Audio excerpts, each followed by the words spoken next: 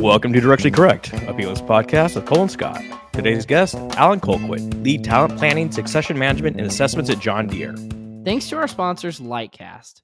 The world is full of talent data, but more data can lead to more questions, uncertainty, and stagnation as organizations sift through it to figure out what's fact from what's fiction.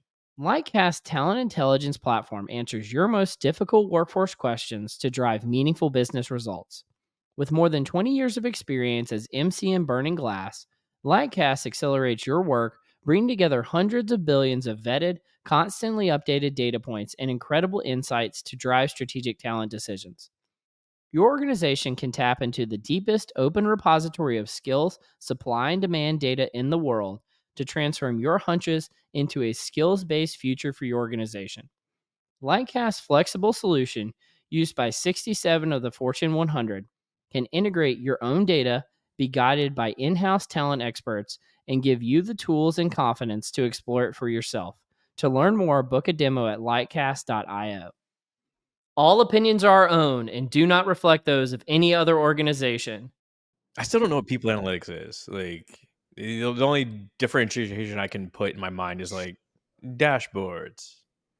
It's You like, know, what is it? Convergent validity and discriminant validity.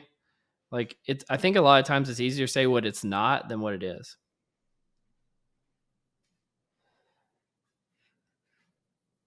What IO is not, or what people analytics is not. What I think it's a lot easier to say what IO is, because it's like there's literal like manuals about like what it consists of, and there's been tons of research on it and like all journals. Whereas people analytics was like this emergent property that happened in Yeah. HR in multiple places over periods of time. And so like a really powerful person could come into the field and just say, well, this is what it is now. And people will be like, all right, I guess it's something different, but it's not really codified like what it is and what it is not. And that's why the academics always get upset about it. It's like, first, can you define what people analytics is? Like, okay, God, we got to do this again.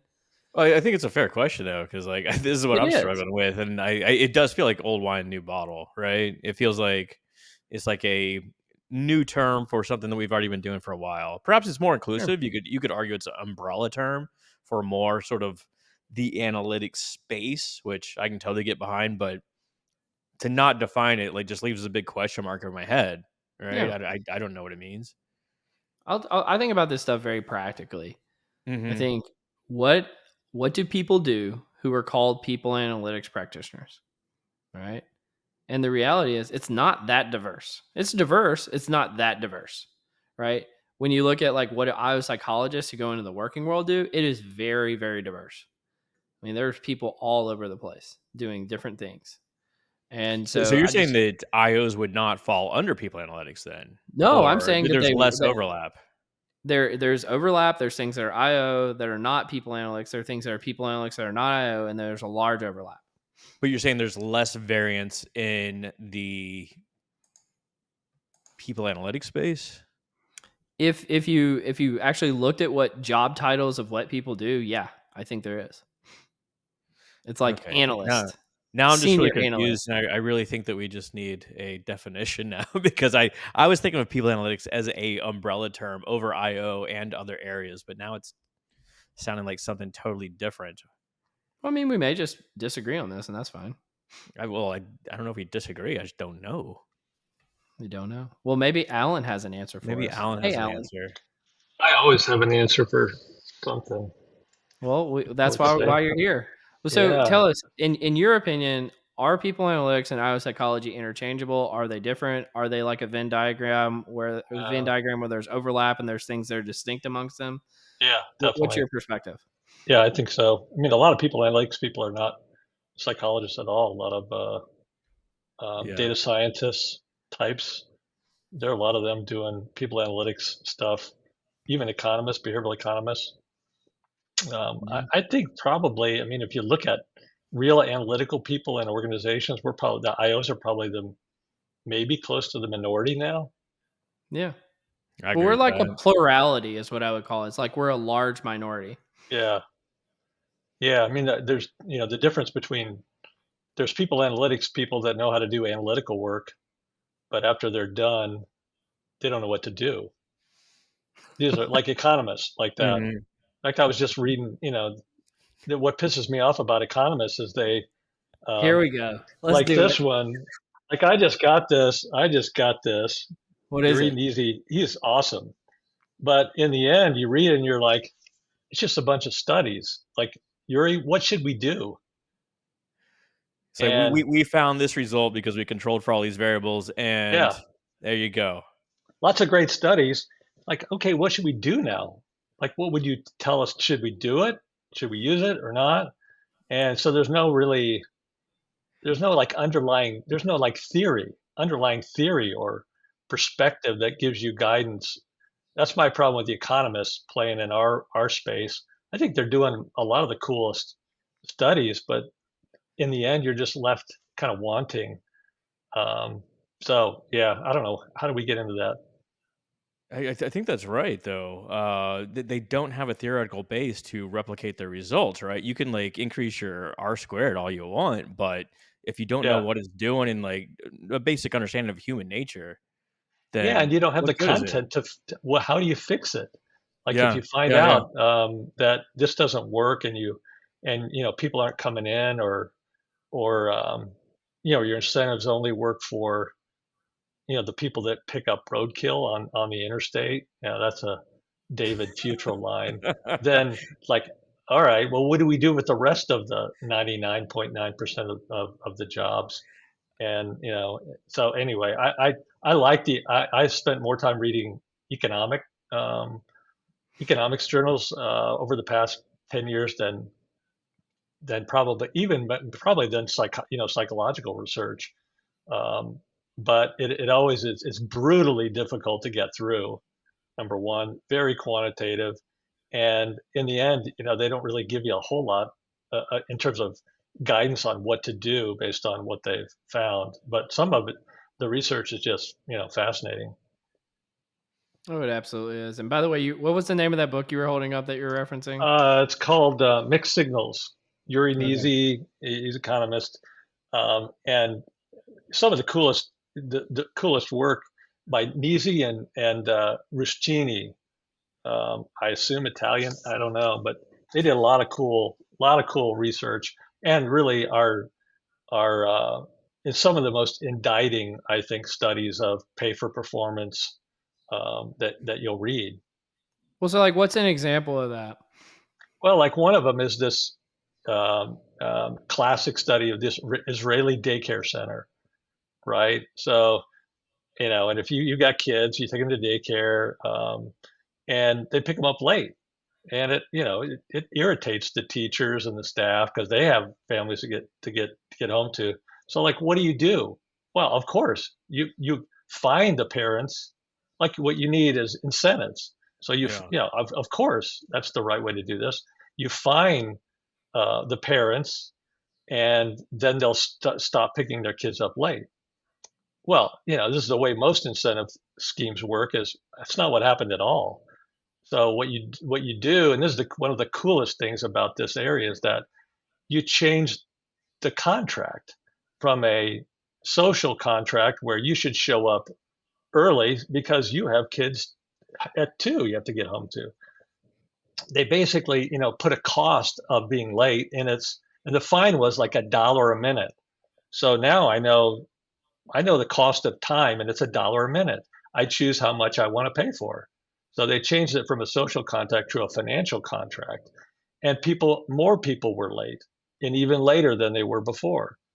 So it didn't work. And They say, actually, put it on my tab. yeah, put it on my tab. Yeah. The same was true of and so people were later, and even after they removed the fine, people still came. The late pickups were still higher than they were before. You They had need a the similar. social pressure on these folks, right? Like put a wall of shame. Like these are the people that pick up their kids late. Change Yeah, the incentives. Like not financial anymore, but social. yes, totally social. Having the teachers' pictures of their kids, on their, like a name tag. Here are the kids that I'm not seeing because I'm waiting on you. Oh Ooh, wow. that's Something I heavy. think That shame, is public shame scathing. really is more valuable, and public hangings. Public hangings? Is that what we're bringing back? Like in organizations, I just sat through, these students were wonderful. The PSYOP Consulting Challenge, right? I don't know if you've Mhm. ever seen or heard of it or whatever. I Yeah. hadn't, and I participated in it this year. We give them, um, you know, the current gig, that I have gives them the challenge, and they they take the data and they figure out, what should we do about it. And one of them was one of the solutions was, um, you know, changing performance, the performance management system to, you know, so people are more collaborative. And I've been around this for forever. Mhm. That's a really low potency, um, very low potency solution. A high potency solution is public hangings. You literally, not actually, but like you fire the leaders that are not collaborative and you promote the people that are. That will work. And that almost never happens either, It does almost it? never happens. People disappear. All of a sudden, it's like, what happened to George? I don't know. He just disappeared. And you would get more value if you said, "Hey, we killed George. He's out back, and there's a tombstone that says he didn't collaborate." No, I don't really mean that. What I mean is you should get rid of George, but you should let the informal system let everyone know why George is gone, and it's because not collaborative, leaving dead bodies all over the place. Whatever the behavior is that you really want, and that's a powerful Yeah, leverage point. that's the crux of a performance management system, right? To increase the behaviors that you want in an organization that promote Yeah, the mission, vision, strategy, whatever, and you know we'll de-incentivize those ones that we don't, or public hanging, as you put it. yeah, yeah. It's just performance management is fine, but it's a lag. It's a lagging, Yeah, yeah, yeah. intervention, not a leading intervention. I think you can do it, but it's better doing it later down the road of the change process than early. Leadership interventions are really the most powerful.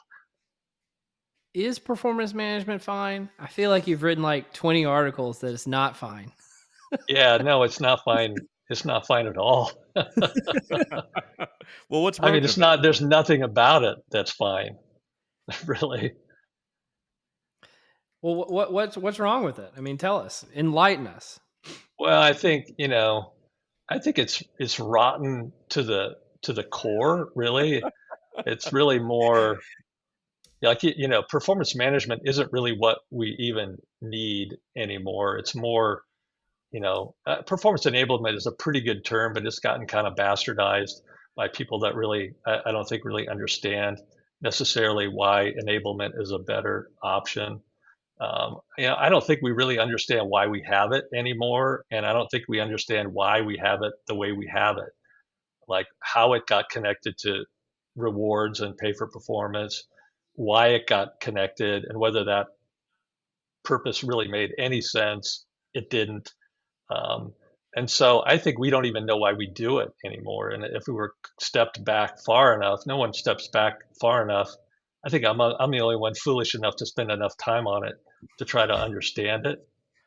And Like, so, I think it started out with noble beginnings, right? Like we do want to increase our workforce and encourage those behaviors, but yeah, over time in a lot of organizations, it shifts to like a political weapon, right? So we want to reward people that we want to move ahead. We want to not yeah. punish, but signal to people that we don't want to move ahead that it's time to move on, or you'll be helped to move on.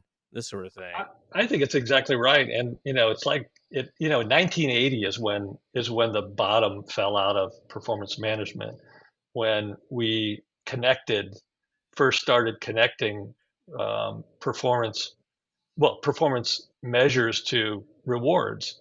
And and back in like in the Was that 80s, the GE? Was that the GE days? no, GE was I think GE was a reflection of this move early on, but it really started out with like tax law changes trying to reduce, and regulatory changes to try to reduce the amount of CEO pay.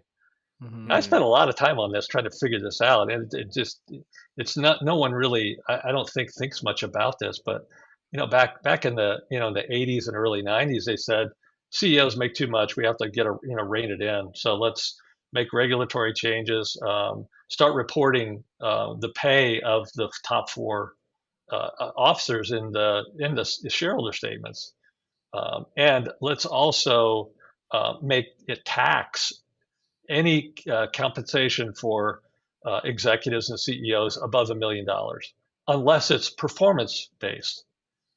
And so smart people and smart Ah, boards said, yes. okay, stock options become in vogue. I mean, radically. So I think the amount of pay that was performance based for CEOs went from 10% to 90% within like 5 years. And And so what was this an happens? intended consequence or an unintended consequence? Totally unintended. Totally Okay. unintended. I mean, the idea is great. Like, let's do public shaming. Let's publicize how much people make. The problem with that is there there wasn't a market for CEO pay before that because there wasn't transparency, Hmm. right? So what that did is it created a market, a transparent market for Comparative CEO pay. market. So I found Mm. out Scott's making, 10 million and Cole's making 12 million. I'm only making 6 million.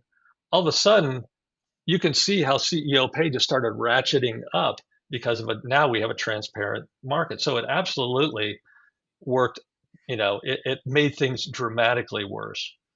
And You also so like all of us, yeah. Oh, go ahead, Scott. Oh, I'm sorry. You also changed the incentive structure of like your incentive now is to increase shareholder value. Yeah. You're no longer focused on the bottom line of the organization, improving the customer experience, right? You you're increasing your own compensation through Yeah. stock options. Or the board Yeah. is. Yeah, yeah, yeah.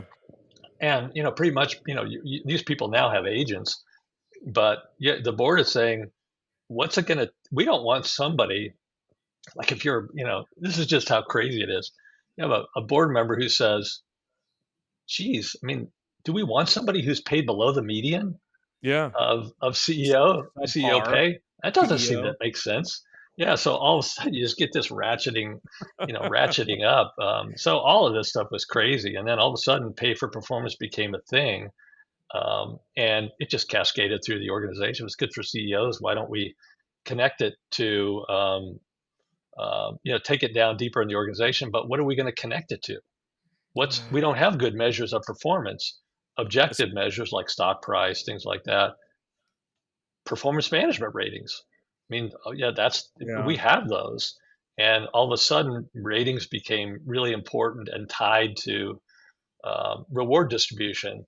And no, we haven't looked back since then. And since like the early 80s, I think the amount of your pay that's variable pay based has gone up every year, and the number of people that are part of variable pay plans has gone up every year as well.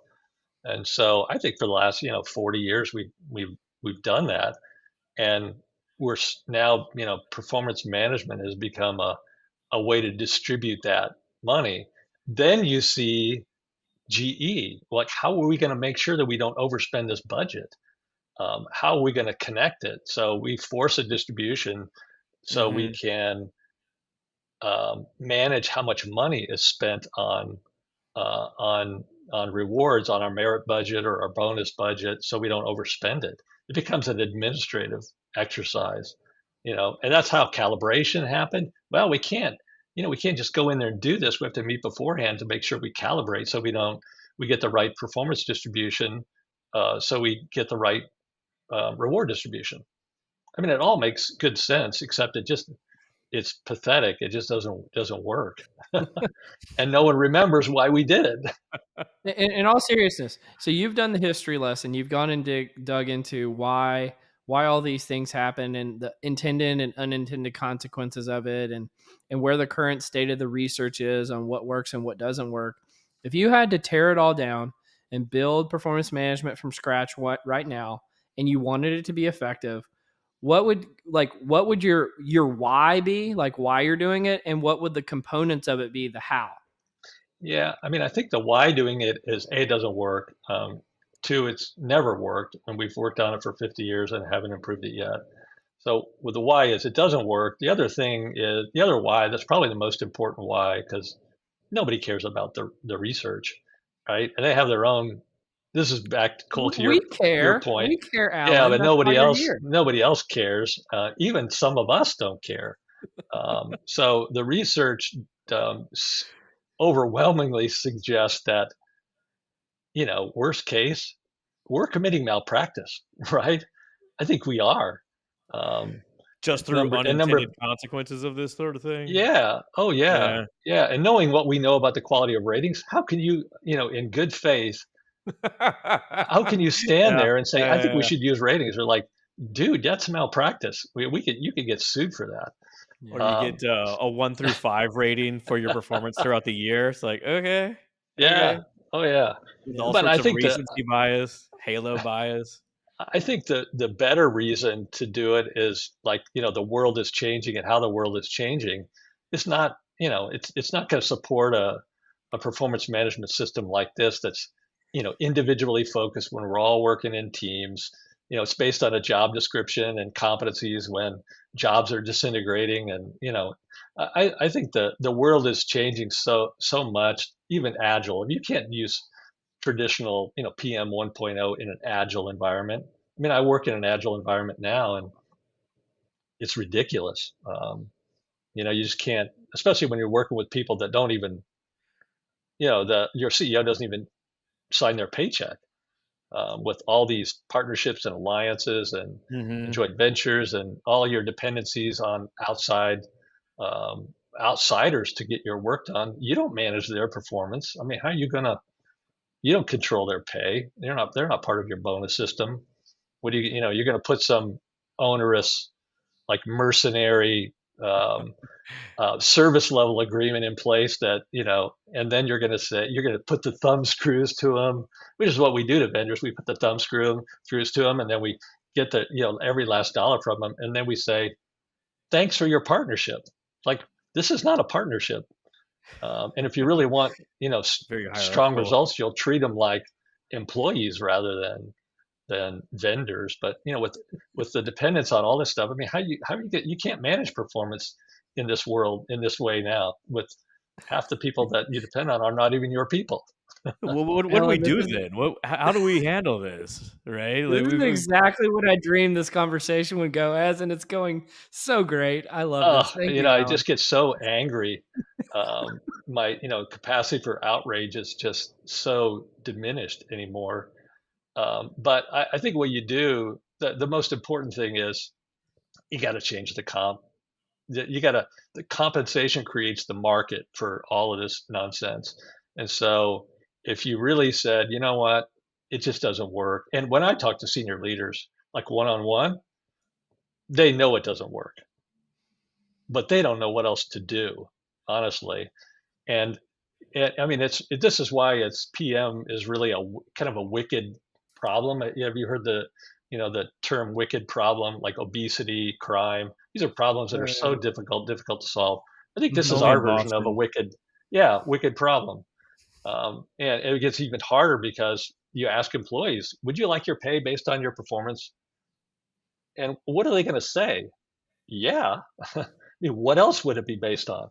And so, part of the problem is that employees want, say they want this stuff, but they don't know any better, either. But so I think you got to get rid of the pay part. You got to say pay for performance doesn't work. We need to find a way to um, motivate without money and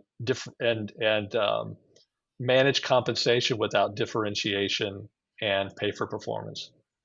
And you can do that, but it goes against every fiber of every executive's training and being and DNA. I mean, like So what? I'm imagining like a manager walking around and like he walks into a meeting with like his direct reports and it's like he's got a shirt on with their photos on it. It's like we didn't do good this quarter because these people fucked up. All right. Ooh. Back to the elementary school. Yeah. Yeah, I mean, it's that's what needs to happen, but it will. I mean, yeah, I've been Ye called a socialist pretty often, for that Are you? reason. That the best thing to do is, is um, pay people based on what it's you gotta you gotta pay them well, right? So Yeah, pay people above the market. Like if Cole's is our best employee, why are you paying him at the median, right? This is the comp people rule the world, right. right? They do merits, they do salary studies, and they say, well, here's we're paying at the median. We don't want to overpay people. Why not? Yeah, Yeah. pay people well, um, and grow their pay over time. So I would, instead of giving merit increases, which are 3%, they're based on that's based on the market too. That's not really based on what people are doing. We can't measure whether who has merit and who doesn't. So pay them give them cost of living increases, and pay them and give them market based adjustments. Um, You get pay compression issues where, inflation rises higher than the market rate and this sort of thing. yeah, There is something to be said about tenure-based pay where if someone comes in and you see that they're willing to stick through tough times, you should pay that person because they stick through it. Other yeah, people just give up as soon as like something goes wrong. yeah. No, I agree. I mean, if you, like, I think we should, and I mean, people are would just throw me out. But I think we should say we're going to promote. Unless something really comes, the wheels come off for you, we're going to promote you every 5 years.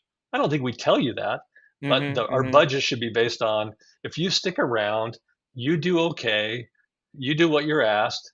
We're gonna promote you every 5 years, and you throw out all the other bonus money, all the other merit money. You could fund this, and then their pay, they get a raise every 4 or 5 years, and you say, you know what, you're doing great. We're going to promote you. I mean, that's a big deal, getting promoted. I remember when I in my first gig, I remember one of my bosses saying, you know what, I think that 70% of the people we have here in the company today will never be promoted. And I remember going thinking, huh, I didn't know anything. I was just a stupid young, IO. So like, I think we could answer that. You know, Hmm. 2 weeks later, 3 weeks later, or whatever, we look at it and say, yeah, I think it's about 60%. And of course, they went, huh, interesting. It's like cocktail party conversation, right? Huh, I was right. You were wrong. Okay, pay up. These are executives saying, just making, just thinking out loud. And of course, they did nothing with it. But ever since then, I'm thinking, yeah, we should promote these people and incorporate it into our budgets. That's what you raise pay that way.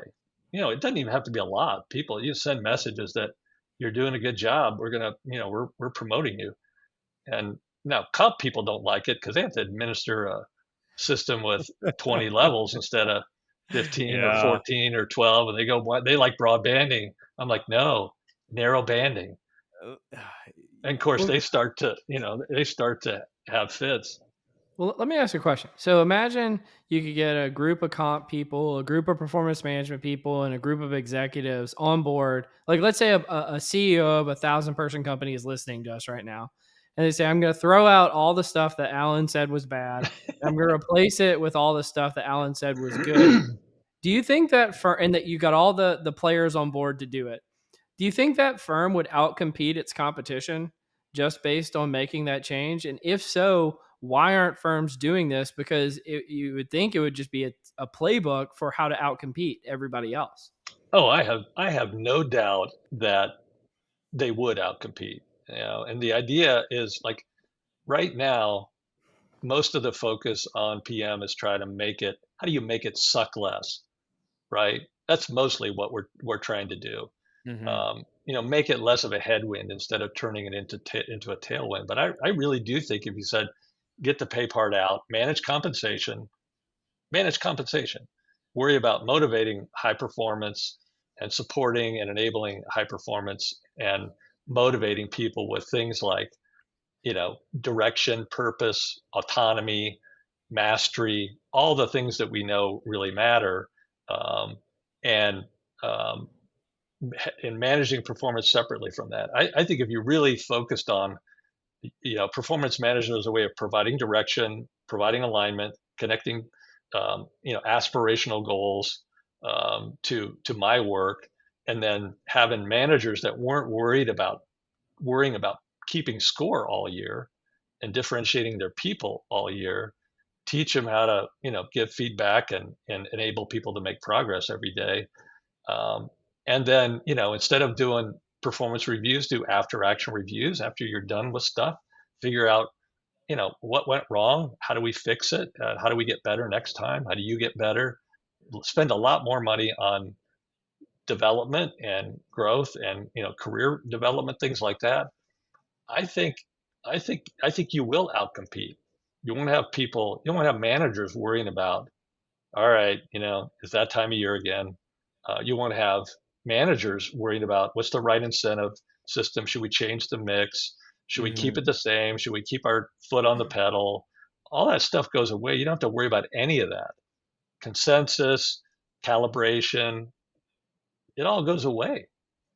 And you're just left with enabling performance and success. And I think, and making rewards more predictable for people. I mean, people like more predictable rewards. Are you going to lose some people? Yeah, probably. You'll lose some people that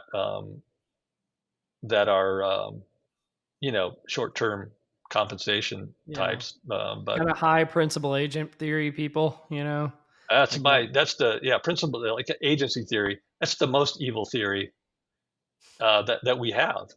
And I blame the economists and the management people. That and tournament theory. It's the ruining. It's like Yeah, ruining that is true. our companies. If you haven't read Ghoshall's address to the Academy of Management meeting 2005, I think, and it was published in Harvard Business Review. I read it once a week. I'm kidding. I have no idea what that is. Ghoshal basically said, "Listen, all you, we're ruining these organizations by our theories." So he's speaking to his peers in the Academy of Management and saying the chief perpetrator of this is agency theory, which Was he hanged after this meeting? I think he died. I think he died actually before this actual meeting or shortly thereafter. He passed away very shortly, either before or after this was published. I think he had done the address and it was published posthumously. But um, those two theories, along with you know operant conditioning, the law of effect, are probably those are the things that are in the head of uh, of executives. And agency theory is based on classical economics. People are motivated by money. They're individualistic. All of those things. That's all part of it, and that's why none of this changes. They're like, you tell me can't use money to motivate these folks, and that people aren't rational? Hell no, they're not rational. I mean, how could they be? I mean, they're your employees. You know good and well they're not rational. I'm so glad you're here. Like, I don't even necessarily agree with everything you're saying, but I just love hearing you saying it. Like, this is so fun for me. And Alan, I think you know this because I told you offline, but like I cited a ton of your work on my dissertation, all that kind of stuff. So this is kind of an awe moment for me, personally. But would you like to join us in the confusion matrix? Oh yeah, bring it. The confusion matrix. Bring it. I love it. Well, we'll operate some agency yourself. Do you want to do more Waffle House, or do you want to do 3 random questions? What's Waffle House? I have my own Oh, issue with okay. Waffle House. I think you Going down already that road? made your decision, sir. I I'm think we have I'm to happy find out. to tell you about Waffle House. Yeah. What's Let's your go. experience with Waffle Houses? Cole owned one. Well, No, I he owns one. didn't. No, I don't. Oh, God. here's my problem with Waffle House, and this is kind of a rule. I have a few rules. I probably need more to keep track of more of them. One rule is I will never ride a bike with a basket with a little white dog in it. Okay, that's one rule for me. Okay. That'll Okay. never happen. Number two is I'll never eat in a restaurant with a drain in the dining room. And Waffle House That's has a fair. drain in it. It's like, why would you have a drain I think it's in the pretty dining room? self-explanatory, Alan, why there's a drain. I think so too. So that's one of my rules. And I came up, yeah, after eating in a Waffle House with the boys, we were coaching out of travel team driving out to um, you know Nebraska, and like we're sitting there. I'm like, there's a drain right there. Wonder why? What is that for? I don't think it's Just makes good. life easier, right? Just Yeah. put everything right in the middle. So tell me about what's the Waffle House? We'll do Waffle House. Okay, your choices are a great performance management system with bad leadership, or great leadership with bad performance management system. Hmm. It's kind of a Sophie's choice, meant to make you It waffle. is. It is definitely a Sophie's choice. I probably would take. I would take great leadership with bad performance management system any day, because I think leaders will work around the. Well, I think Yeah. good leaders will work around them. Bad leaders will salute it and say, "We have to do it. I don't know what else to do." So I would choose the good leaders all day long. So I guess what you're like a PM system isn't a panacea. It can't fix all sorts of things, right? No, I definitely agree with you. I mean, one thing that we need to keep in mind in our world, and our world is not entirely HR, but in HR is what I call essential support work, right? Yeah. So we're not, we don't, a company that's focused on creating a world-class HR organization is going to die, right? That's not going to help you win. What's going to help you win in our business is, like, um, like having equipment that's smart, in IoT with the right kind of technology and machine learning and things like that with great equipment, world class. That's world class. Um, Doing it, making sure that we have the right people, the right process. We could have the best process in the world and still go out of business if we can't make Yeah. good equipment and we can't leverage the technology that we need. So yeah, no, we're performance management is insufficient for a company winning. Strategy is What a lot more better. Good strategy. well, what are the implications when like performance management goes wrong? Like at the individual level. No, and to me this is a Have you ever good. seen anything like this? Yeah. Oh yeah, yeah. I think what can happen with essential support systems like HR, if you have a world class performance management system, you won't necessarily win, but if you really do it badly, you can lose. Okay, that could put you out of business. Yeah. Yeah. Litigation, promoting the wrong people, measuring people really, poorly, and making yeah, and having ratings that show adverse impact. I mean, you could really be on the back end of a really awful litigation that damages your reputation enough that leads you to lose customers and so on. But that's the standard for essential support work is at least as good as your competition. And if Mhm. you're not at parity with your competition, you can go out of business. If you're, working in a manufacturing organization and, environmental stuff is essential support Yeah. work. But if you don't do that at parity and blow up a plant or something like that, yeah, you can go out of business. But if you have a world class, you know, Mhm. environmental organization, you could still lose Yeah. I if you have used a to have terrible this queued strategy. up. I don't remember the exact citation now, but I remember there was this meta analysis a few years ago on performance management, and it showed that a third of the time, performance management makes people perform worse, not better. Yeah, that's And feedback. That's Avi Kluger's yeah, yeah, meta-analysis. yeah. Yeah, no, it's one of my favorite articles that I don't know how many people have read that, but I mean, I that's have. kind of bone-jarring How stuff. how would that work? What like I'm not asking y'all to recount the article per se, but it seems like it's obviously having the opposite effect. Why would they perform worse? Just because they're misaligned to the goals, or that they get sidetracked into behaviors that they I shouldn't think be? there's a variety of reasons, but and that's why it's a meta-analysis of kind of Yeah, yeah, coming yeah. through all the literature. But I mean, I just imagine some of it is just reactance. So like your experience with something actually ends up demotivating you, and therefore you perform worse. Because in my mind, the whole why of performance management is to try to get people to perform better. And then you realize, like, okay, a third of the time people perform worse as a consequence of what we're doing. Maybe doing nothing would be better than even doing something in this case. I think you're right. And a lot of what they found is that that um, feedback gets disconnected from the work. Yeah. This is why I like, this is why I like rock climbing so much, and it just gives me a different perspective on feedback. Like feedback is really helpful, in rock Oh no, climbing, I teaching fell. people to rock climb.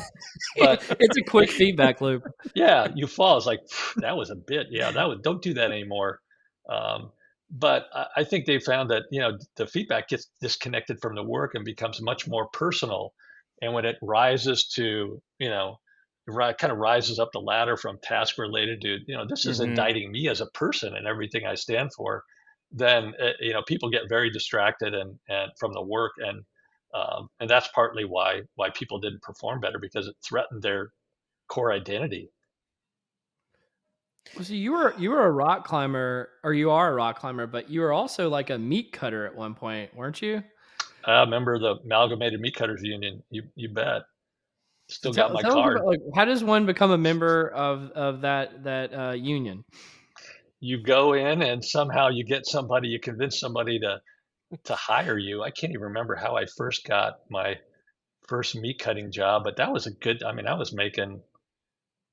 This is back probably 19, you know, late 70s, mid What to are late you cutting? 70s. Sides of beef, pork? Well, the first place I went to, was a real meat market. I mean, you got sides of beef on a truck. You had to Yeah. unload them and hang them on the hooks and slide them in, and then you would, which you don't see anymore. You would have days where you would break beef, and so you basically take that and turn it into steaks and roasts and other things. And break beef days were great because I mean, just blood everywhere and gunk everywhere, and you deal with the big stuff, and then you go in the break room with the cashiers, the pretty cashiers, and they're just disgusted by you Oh because you yeah. have blood, just blood head to toe playing euchre. And they're like, "Oh, can't you sit somewhere else?" Serial But killer. those were the Walking best. through Those were the the best day. Absolutely, looked like you just were in a mass murder. Did you ever, do some Rocky moves on it? Little punch in the side of beef? Oh yeah, a lot of punching, a lot of punching. But that stuff's hard too. You got to wear gloves. Yeah, I'd break your hand. Yeah, but the second place I worked, by then they had started to, do a lot of that work, the breaking down of meat into, they would call it box beef, where it comes, you get the roast already in a box, and they've already done all the fun work for you, running the bandsaw, and pretty soon you're not doing much with, a bandsaw um, and a grinder and a cuber, which is the most dangerous machine that, on day one they teach you how to dismantle all the safety. Like one Yeah. of the things I learned is like, how do you dismantle all the safety equipment, all these machines, Oh, and great. yeah, and it's the trade-off between safety and productivity, right? And if anyone who made these machines like kind of sat there and watched you do it, they would say, we got to do something different on this. It's hard to actually do your job with Yeah. this safety equipment, but Well, from your um, experience, like, what's the best cut of meat like that you can have? yeah, this is really important. Like all this stuff, if you go in somewhere and they want to give you oxtail, tongue, um, sweetbreads, I don't have to eat that stuff.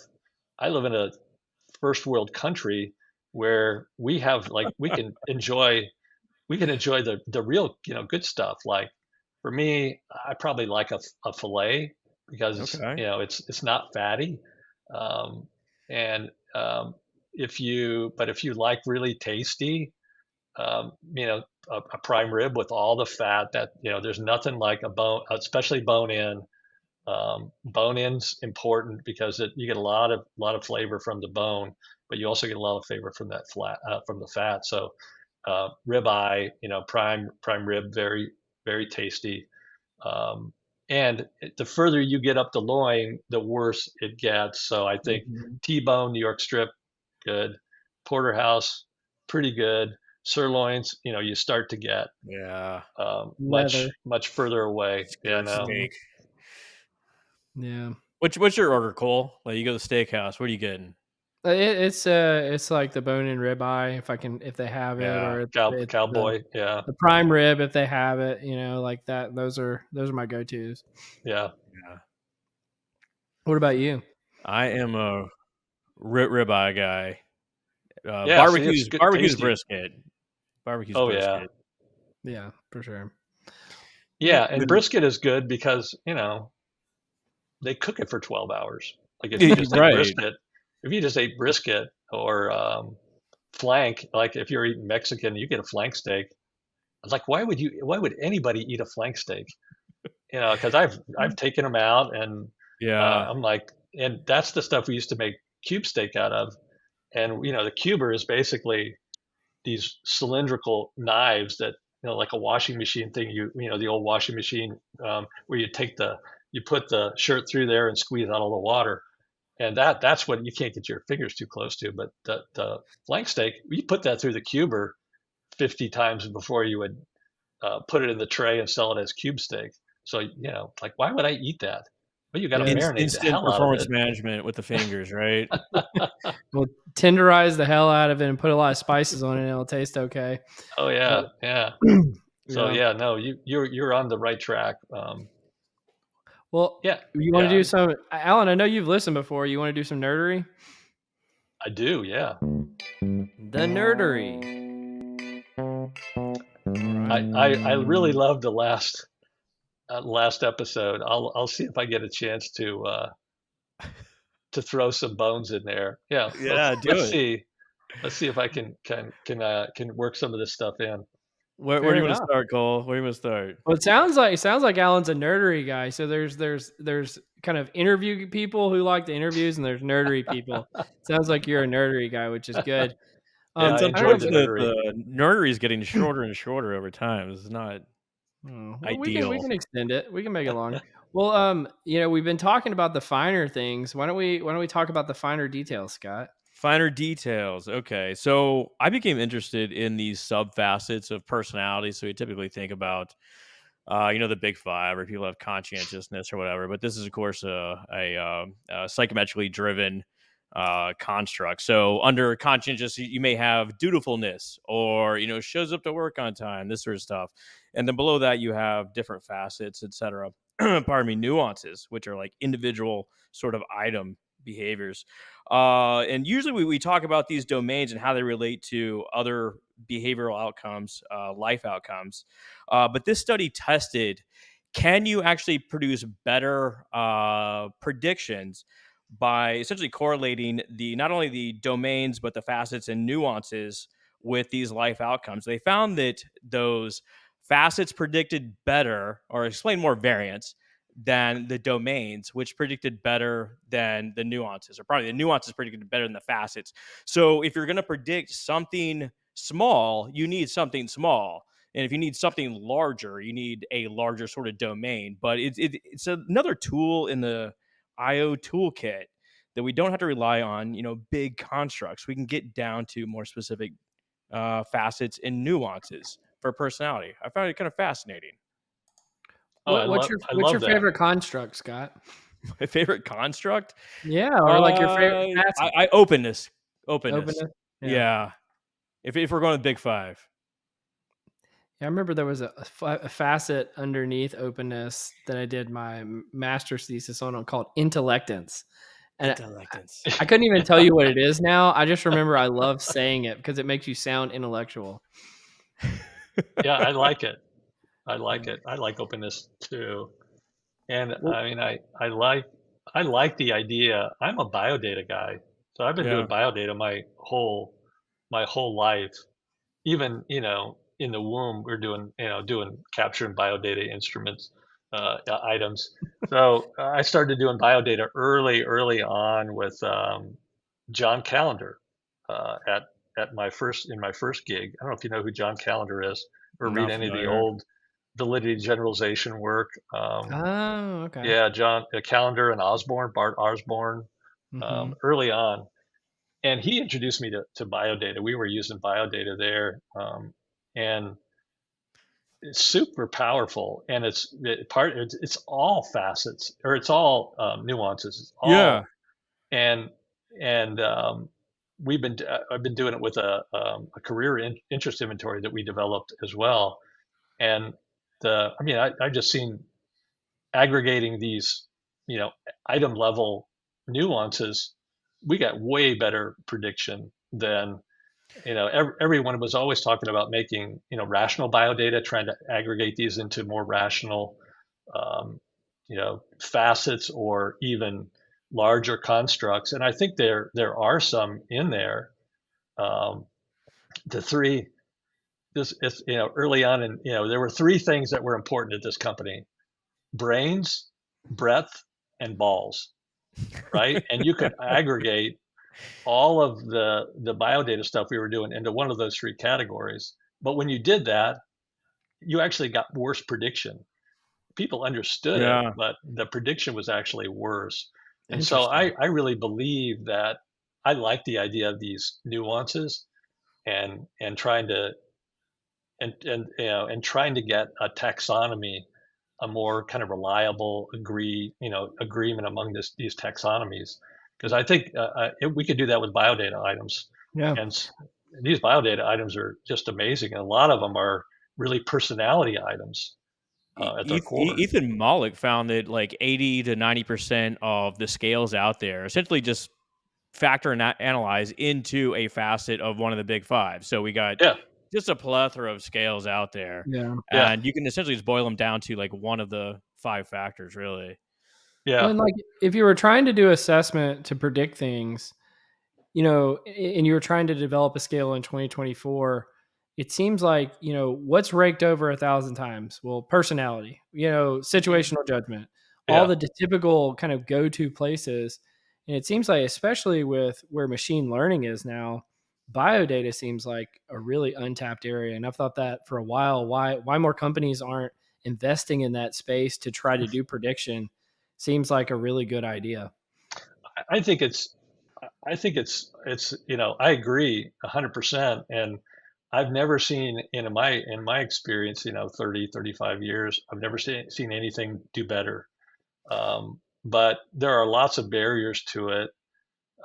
People like what you'll never get is someone who takes the Hogan Development Survey, and they go through it, they take it, and they say, I want to look at the questions, right? And you're like, no, you can't look at the questions. Yeah. But when you do biodata, they want to look at the questions, and you show them the questions. They're like, what the hell is that? You know, like here's my favorite biodata item. It's the best item I've ever seen. It's one item, validity, literally sometimes double digits, like 0.10, 0.11, one item. I am most energetic in the A morning, B afternoon, C evening. Amazing. But somebody looks at that and they're like, what the hell? What does that have to do with, Interesting. designing carburetors?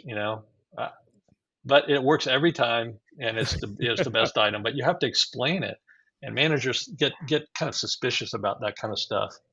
The Air Force found that the biodata item I developed or built model airplanes as a child was like one of the best predictors of Oh pilot yeah, success, which, yeah. there's all sorts of things there. There's like just an interest in aviation, and there may be some, mental projection of like seeing yourself in the cockpit as a child flying around. Who And that knows? one makes, I mean, that one makes a lot of sense. Like the ones when we were predicting innovation. Did you ever, as a kid, did you ever take take things apart just to see how they work? Yeah. Works extremely well. Those really kind of face valid biodata items frequently really do work really well. You want to hear my crazy idea for personality is Yes. whenever I die on my gravestone they put like my big five scores or like the Eneo 16 or something like that. Just give someone more information about me as a human than like my name Yeah, and date. Just Oh yeah, Scott, not I so like it. altruistic, I see. Or like, not so outgoing. Here's his openness score. It was his favorite construct, High we heard. openness. Yeah. And I could see on mine, um, Alan Colquitt, lowest empathy score of any psychologist in the state of Indiana. Yeah. Hedonism score 6. So that's one of the things that, like, I have the lowest hedonism score I've ever seen. I mean, anyway, on the Hogan MVPI. It's like, dude, I gotta have more fun. I used to have a little post-it on my screen that said, "Choose fun." It finally got old and just fell off, and I threw it away. But yeah, Alan, low stop heat. and have Low. some fun I'm for a a all while. business kind of guy. Oh, I man. like that idea though. But we need to normalize this, bringing, people's personality. Give a little bit more information about their life, for Oh better or yeah, worse. yeah. No, I like this facet or the nuance idea. I'm all there, all Yeah. in.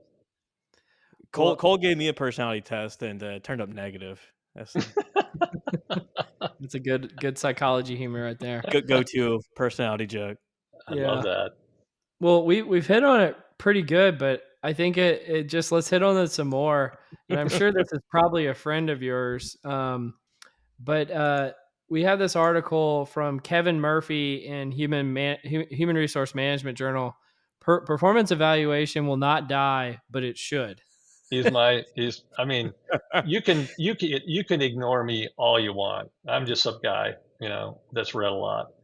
But if Kevin Murphy says you should stop performance ratings, I mean, we should listen, right? I mean, that dude spent his career building Yeah. performance ratings, and Kevin and I, this is one of my most favorite psyop events, was the debate we had, the ratings debate. I think we had a debate in 2015, and it was two sides. We had Kevin and I were on the anti-ratings side, and I think it was um, Mike Campion and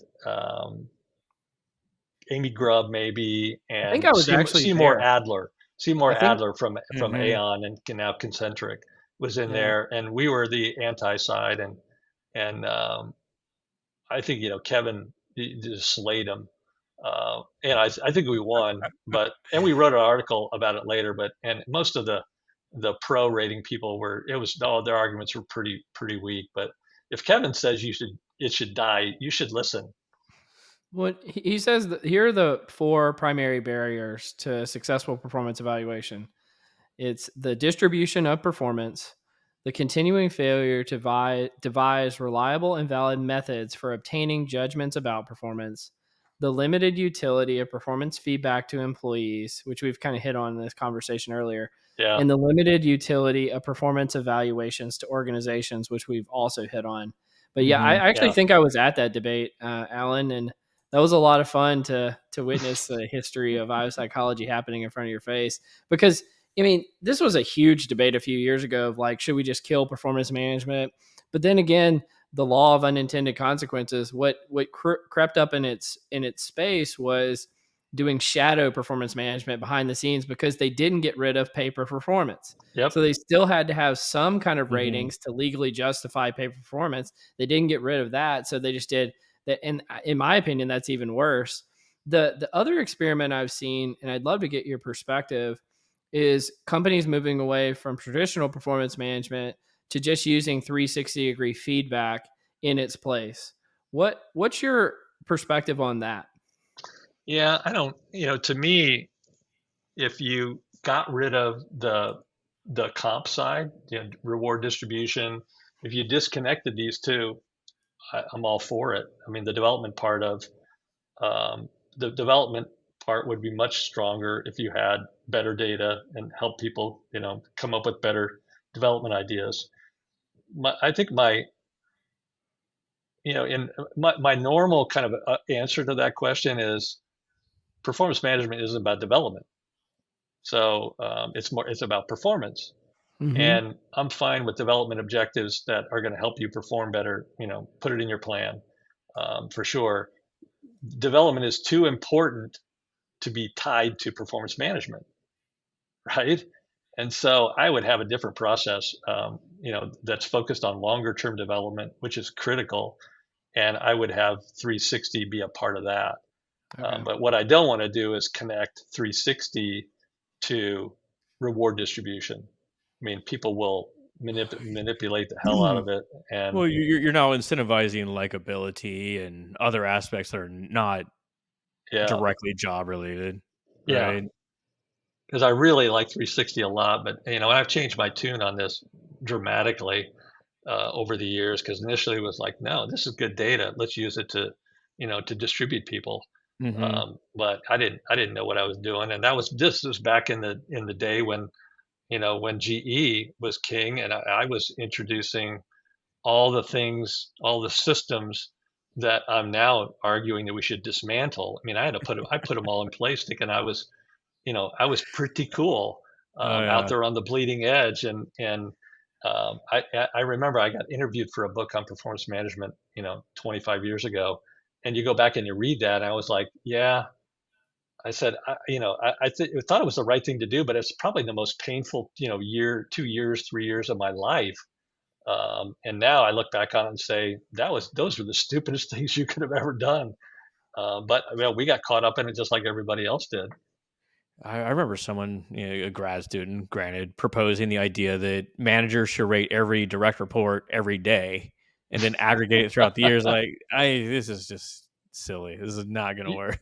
you can see how a good IO would recommend that. Yeah, yeah. Yeah, yeah. I mean, it makes sense. Yeah. It's like, at least please do a dissertation on it first before trying this out in the wild. Yeah, Like, can we please? yeah, You man. gonna do the last one? Yeah, this is a fun one, or maybe Well, not. we'll I'll see. I'll be the judge of that. Yeah, Do you, Mr. Low Hedonism? yeah. Do y'all find your jobs meaningful? I love that. Thank goodness I'm not British. Yeah, this is Well, classic Brit, though. that is a very pessimistic view. 37% of British workers don't think so. And I assume this is a range across jobs and not just like knowledge workers. Yeah, But 37% that believe that they're not making a meaningful contribution. This includes 42% of men and 32% of women. Londoners feel they're less fulfilled than other regions, and only 50% felt proud to tell someone else what they did for a job. I This love that is question. this is scary. Yeah, it is scary.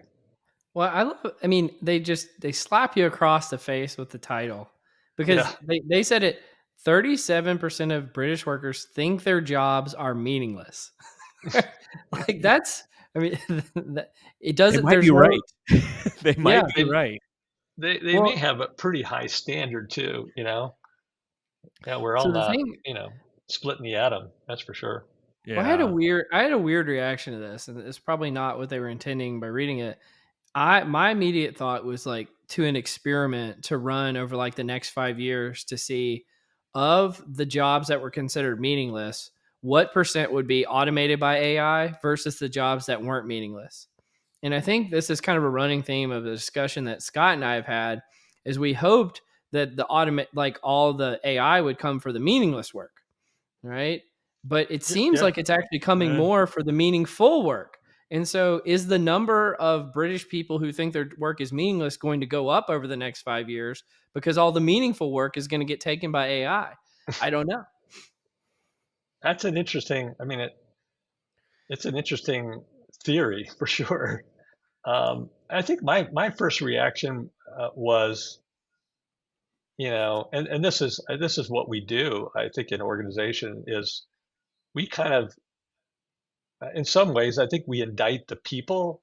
So we indict the employees for not appreciating the meaningfulness of their job, rather mhm. than, I almost, feel like this is a referendum on the company, the companies they work for, and the managers that they have, that they can't create some sense of, introduce to them or help them see the line of sight to the meaning that does come from their jobs, I, not meaningful, like not like meaning in terms of splitting the atom, and like there's not very many of us that are going to be involved in stuff that shakes the world. But um, yeah, and I got into this pretty heavy into the purpose and meaning part, and there was a Fast Company series on this, and the Shake Shack guy was on there, and they were talking about how do you make a someone bussing tables and cleaning tables feel a sense of purpose and meaning. And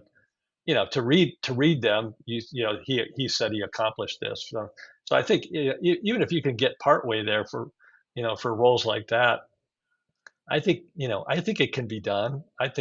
well, I think more. Of course, you know there's the story of the janitor at NASA, and yeah, it's probably apocryphal, but Kennedy's walking through, and the guy's like, I build rockets. Whatever." He's like, "Well, clearly you're a janitor." He's like, "No, I keep the floor clean so people can have a clean environment and build these great machines and advance our humankind, etc." yeah, So I think that's right. Yeah, I mean, the yeah. shorter version, I think, is like you said, I'm not cleaning the floors, I'm putting a man on the moon or Yeah. something like that, which is It's really yeah. cool. It's the story of the three Masons. I'm building a cathedral. So I'm not laying bricks. I'm building a cathedral. Now, I mean, that sounds when you say that stuff in organizations, they just roll their eyes at you and say you're Your performance rating just went down a little bit. socialist, hippie. So yeah, but I do think it's possible to get people much more comfortable, even if you get people identified with what you're trying to accomplish in your company, um, then and you connect, you know, your goals and objectives to those. I think you'll get people feeling a lot more meaning in their life and in their Mhm. work, and also the way cognition and works is that pretty soon you begin to connect those to yourself, just more, Mhm. unconsciously. So you start feeling better about it just because you're doing something that your boss loves or your organization loves. And yeah, I think it's more of a part of it's a marketing campaign, but part of it Yeah. is real, Yeah. real I connection. I love the positive spin you're putting on it. My mind immediately went to where Cole was going as well. It's like all this Gen AI. Say like a lot of people are put out to work, or they no longer get to engage in cognitive task, as it were. I don't know what's going to happen because people derive so much meaning from their work and so much of their just personal happiness from having something to do that contributes. And what Yeah, happens when you sit on your Yeah. ass all day? yeah, I mean, I'll build on what Alan was saying is like, maybe some of that meaninglessness is self-inflicted due to our own like Absolutely. cynicism, or, we're Absolutely. worried about being cringe or being cheesy. I mean, I'll say this: in the last like 2 or 3 years, I've consciously leaned into being more cheesy and being more overtly saying, like, this is meaningful to me. This matters. This is what yeah, I care about. And I think that kind of stuff is just like cynicism is infectious. I think, being cheesy but being authentic is also infectious. And so we should do yeah. that. Like, this stuff matters. Like, honestly, having you on the podcast, it's made my day, man. Like, this has been awesome. And This I'm is what I not. dreamed. Like, when we started the podcast, this is what I dreamed it'd be like. If somebody comes on, they're like, burn it all down. And I'm like, yes. It just doesn't happen that way. So this is fun. I don't That's know. really the way I end most of the presentations I do is that with the picture of you know, Cortez burning the ships in the harbor. It's like, start them on fire, man. We're not going back. Burn it down for sure. That's funny. Well, it's been fun, Alan. I'll leave you with a bar scale. Why not? It'll keep with the Yeah. performance management roots. From a scale of like 1 to 3, like was this like cringy, as Cole mentioned there, or like memorable and captivating? How'd you Oh, rate it? this is the most memorable and captivating podcast I've been on for I think we sure. won. Yeah. That sounds No, very and cynical. just to be clear about, like, you can't really see everything, but um, I got to find a way to work this in. I'm about, probably 1.25 princes high and probably 1.5 princes in terms of mass. Wait, That what? was one of my favorite lines I from the forgot the last Prince scale. podcast was Prince as a unit of measurement. I love that. Solid. Oh yeah, I no, just I mean, realized what you were talking about. I was like, it took you a while, so yeah. I don't know how long ago that was taped, but I wrote that down. I like that. Prince as a unit of Prince as a measurement. unit of measurement. Yeah. Well, who was that with? I can't even remember. That was the Michigan State guy. Oh yeah, Carter, yeah. Nathan. Yeah, Nathan Carter. Yeah, the running back. That's funny. Yeah. That's really. We're gonna have to start asking all of our guests how many princes tall they Oh, are. I thought for sure you were going to ask me for right out of the gate. I meant to do it early on and say, okay, you need to know a few things about me. I'm about 1.25 princes tall and about 1.5 princes in weight, We got your and stats. about 1% of Prince in terms of guitar ability. Yeah. This is great stuff. Well, Alan, you've been fantastic, and I appreciate your high rating for the podcast. But you've been listening to Directionally Correct, a People Analytics podcast with Cole and Scott, and today's guest, Alan Colquitt. Thanks, Alan. You bet. Hey guys, Directionally Correct is dedicated to you, our listeners, to help educate and entertain you on how to effectively do people analytics. By supporting this podcast, you are helping us continue to provide valuable insights and knowledge to our listeners. Please consider becoming a patron of the podcast. You can find the link to sign up in the show notes or at patron.podbean.com/directionallycorrect. Thanks for your support.